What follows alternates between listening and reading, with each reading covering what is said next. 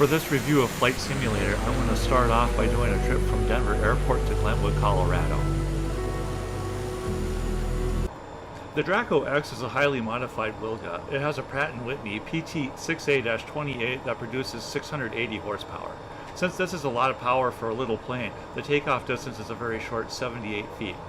This plane was built by Mike Patty, who is also known for building the scrappy Carbon Cub EX3. Most of the switches and navigation panels are directly in front of the pilot and are easy to access. The prop RPM lever is easy to grab with the mouse too. Easily move it right here.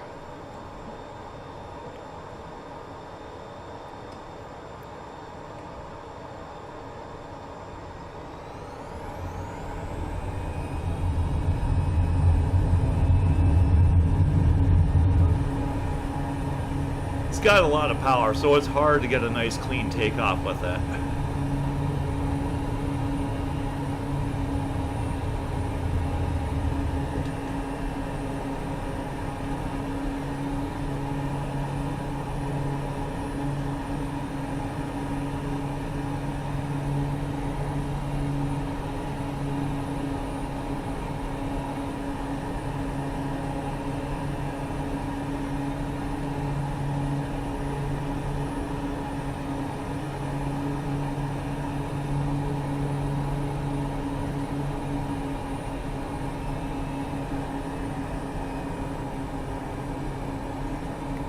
Okay, I'm going to fly over the Denver airport to get a chance to see the improved scenery,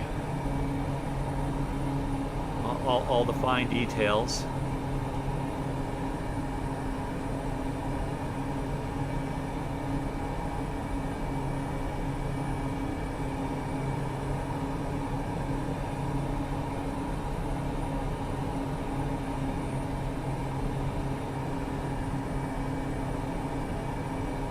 You can see the terminal up there.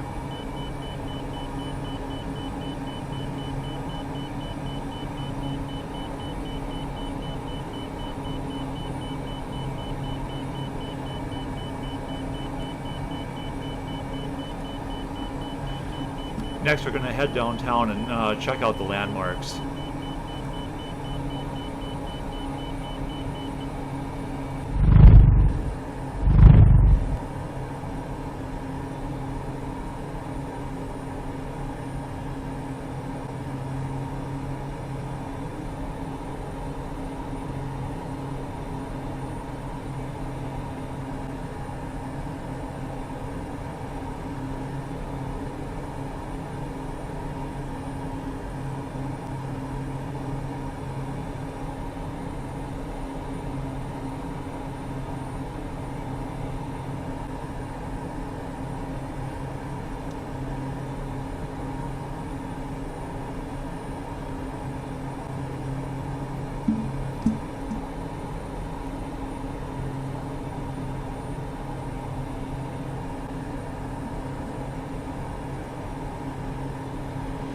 So coming up, you can see all the buildings in downtown Denver.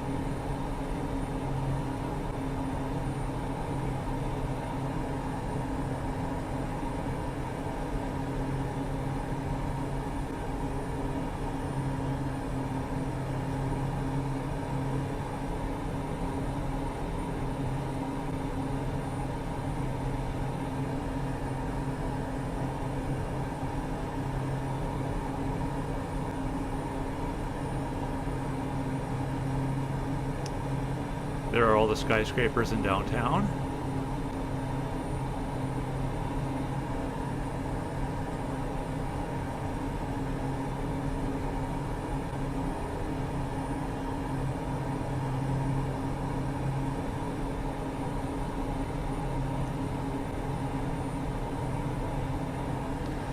You can even take a look at Coors Field where the Rockies play.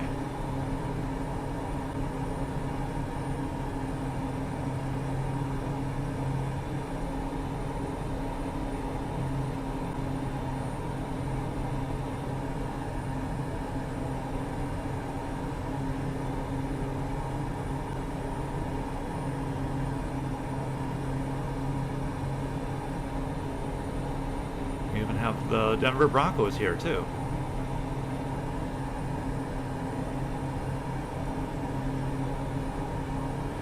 All right, next stop, we're going up to the Rocky Mountains.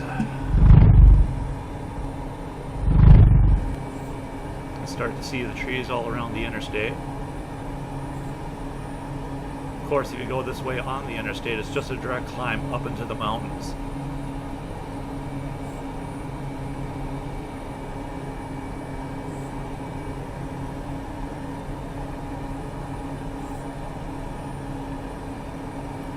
You can see nice details in the trees, even here at the lower levels. A lot of tree density. Trees look a lot more dense than it does in Flight Simulator 2020. A lot more jagged edges on the mountains too. Since there are a few different versions of the sim, some people may not be sure which version is the best for them. Like Microsoft Flight Simulator 2020, the base version adds a few new Airbus aircraft like the A321LR, A330, A400M, and Wilga XL. That's great if you have an Airbus controller like the Thrustmaster TCA side stick. Other new planes I'm interested in trying are the Draco X and Pilatus PC-12 NGX. I fly GA and Bush planes most of the time, and I fly Airbus airliners occasionally too. The deluxe version is good if you're into planes like the ATR and want to give the Cessna Sky Courier a try. And the analog gauge Cessna 172 is good for doing your instrument training. The premium deluxe version is more focused on Boeing airliners. For Flight Simulator 2020, the premium deluxe planes I spent most of the time flying were the Shock Ultra and Cirrus SR-22. Naturally, you'd want this version if you have the Thrustmaster Boeing yoke. The Saab 340B looks fun for the turboprop fans out there. The premium deluxe version was the one I ended up getting. The Aviators edition might be worth it if you have not bought a bunch of the Microsoft published planes released during Flight Simulator's 2020's run. Some of my favorites are the ATR and the Beechcraft Bonanza B-35B. There are a few others on my wish list like the Cessna 207T, DeHavilland Caribou, and Mitsubishi MU-2. The Cessna 207T and DeHavilland Caribou are family members of the Grand Caravan and Twin Otter respectively. They are fun to check out if you're interested in the history of these planes. I will keep my eye out for what kind of upgrade options Microsoft will make available.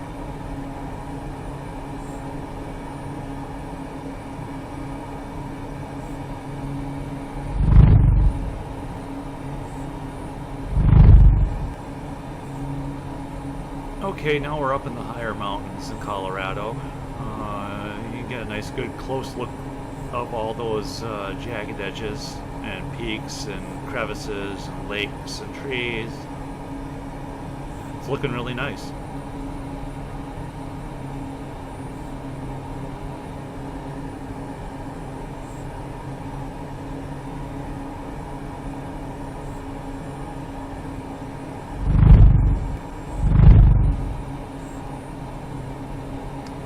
The white lines running through the mountain look like a ski hill.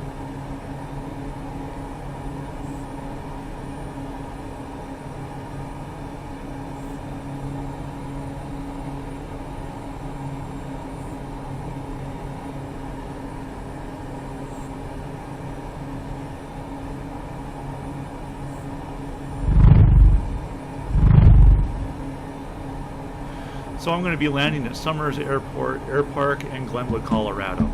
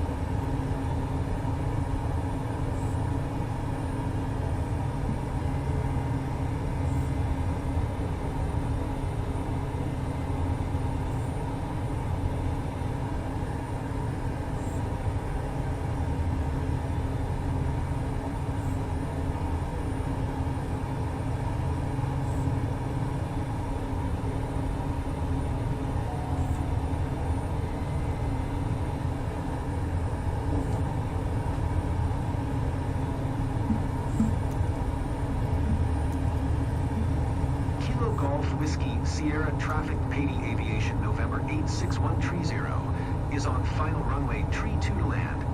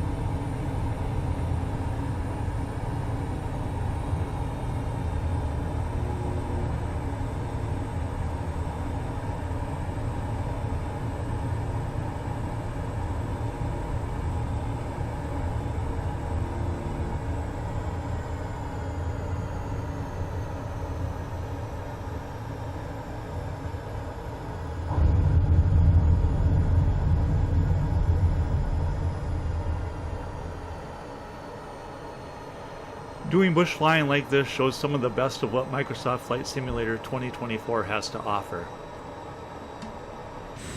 As you can see, this is a very nice scenic airport, and it does a great job with the scenery.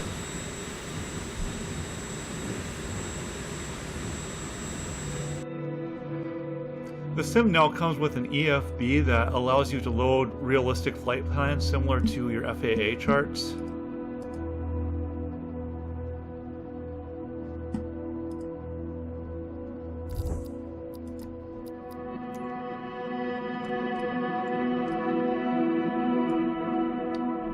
And here you can see the route from Chicago to Duluth, and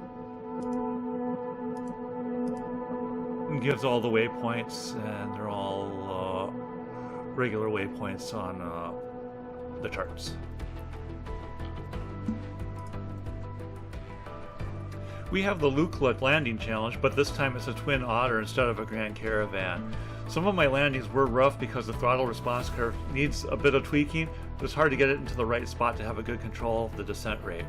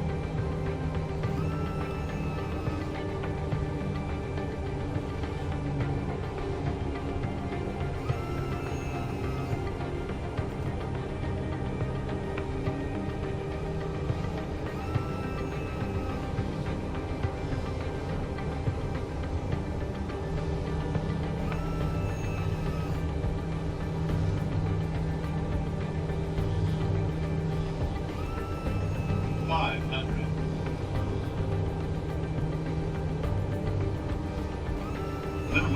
Minimums, 150, 40, 30, 20, 10.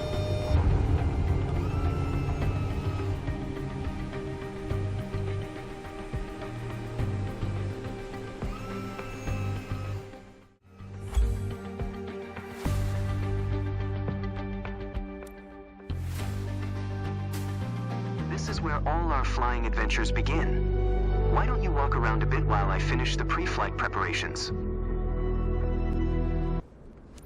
When you start off in career mode, Today we you have will to be take a flying in training a Cessna mission to go and 172 do a loop Skyhawk. around the It's the airport, main trainer and airplane that's how in our you earn flight your school. private pilot's Our license Cessna's so you got a can glass start doing cockpit and a missions. 180 horsepower engine.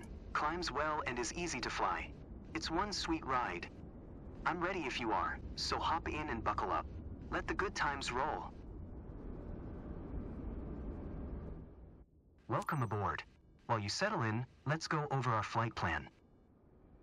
After taking off, we will climb to 1,500 feet above sea level and then fly over the airport to enjoy the view. Ready? Why don't you start the engine for us?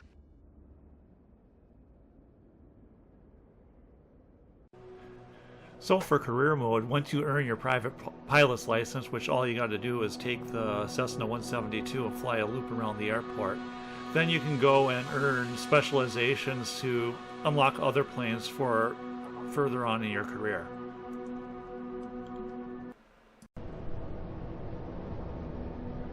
The first mission that you unlock in career mode is a sightseeing mission.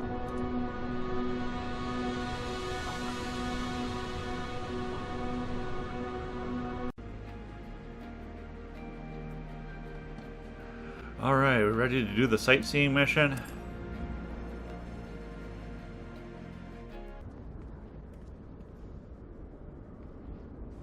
First, we need to get into the plane and start things up.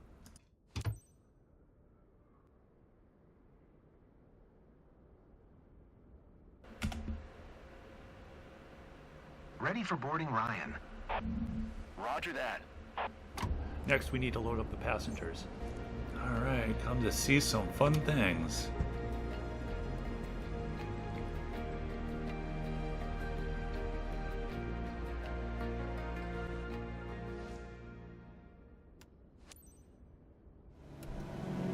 When you do the career mission, you need to make sure Jennifer gets a really good view. We're going so fast that it's hard to admire the scenery.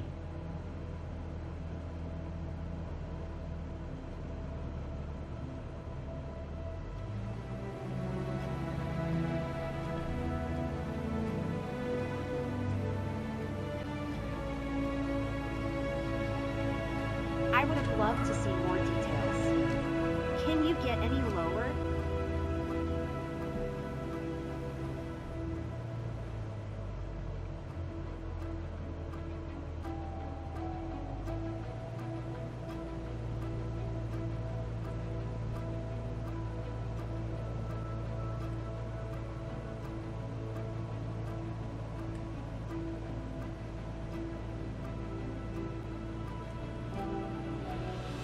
There's Oyster Creek.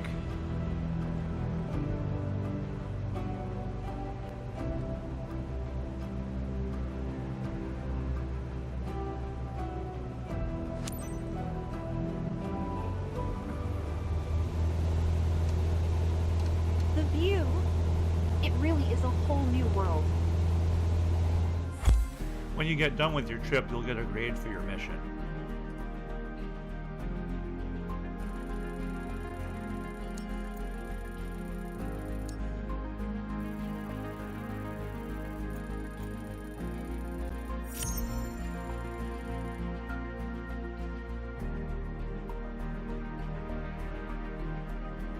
You can see in the content manager that all the content is streamed from the cloud.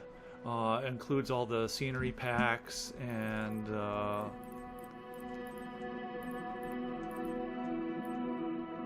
aircraft packages. There is a section for installed content, but you can't install anything yet. So my impressions of Flight Simulator 2024 are as follows. I have taken flights over Colorado and Arizona, and the details of the Rocky Mountains are impressive. The trees look like they are more dense, the mountain edges appear sharper and more jagged, and the graphics look great even on medium settings too. It takes a little bit of time to set up the profiles for the planes, but the sim took the approach of assigning individual control profiles to each aircraft like X-plane. There are a lot of planes available, so you might have trouble deciding which one you want to fly today. They should add a favorites list so that the ones you like to fly all the time are easier to find.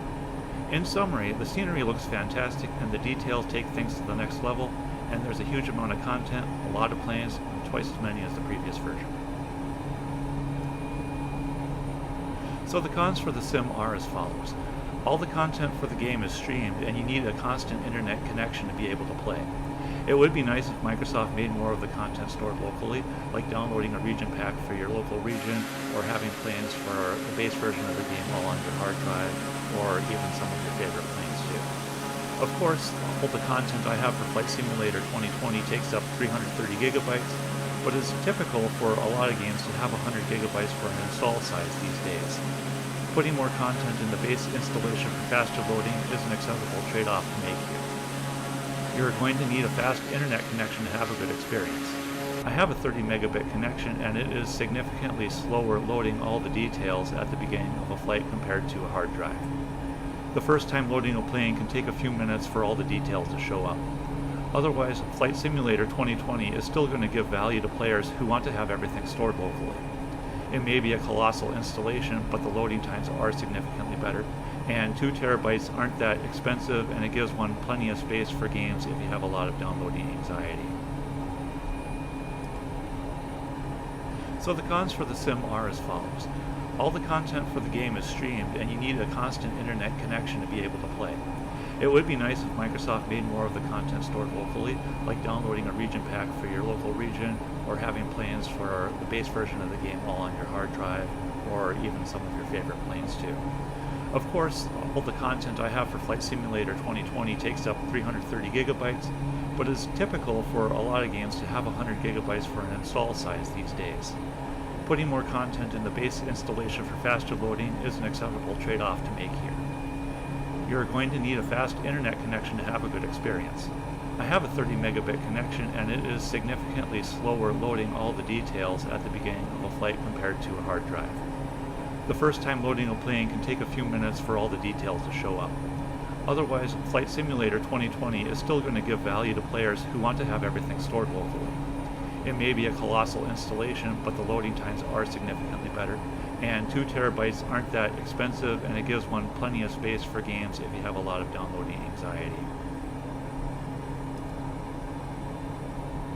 In summary, you really need a fast internet connection to play.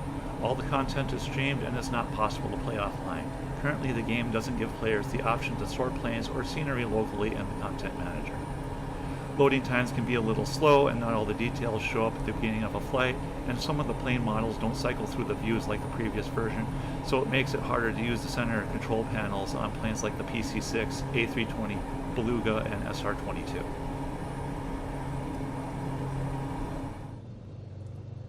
You can see that for the SR-22 you only get a view of the center panel in front of you for the standard view, and that you have to tilt down to be able to operate the center console controls, and so having an extra view would be helpful when you're flying.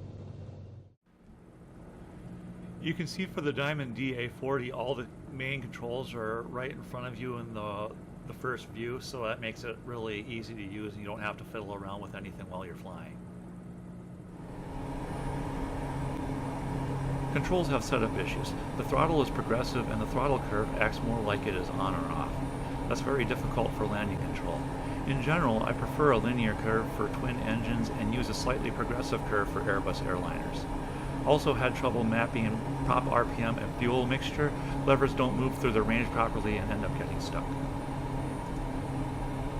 If you are on the fence about getting this, you can always wait a year and try to get it at a good sale. Microsoft did a great job with rolling out additional content to 2020 during its run, so I'm sure that Asobo is going to be rolling out updates in the coming months. Having more planes is great, but they need to be enjoyable to fly too.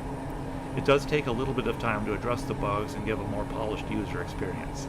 Some of the planes need more cockpit view options, and bugs with the controls need to be ironed out. With the planes I have flown so far, I would recommend the Diamond DA-40, Cessna 172, and Draco X as ones to spend time with. The control panels are directly in front of the pilot, so the instruments are easy to access. I can confirm that the Latin DFR A319 works well in the sim with systems operating correctly and a good view of the instruments too. For the launch, it is a little rough around the edges. If you've already bought it or tried it on Game Pass, there probably are planes in it that you can find that you'll have an enjoyable time with.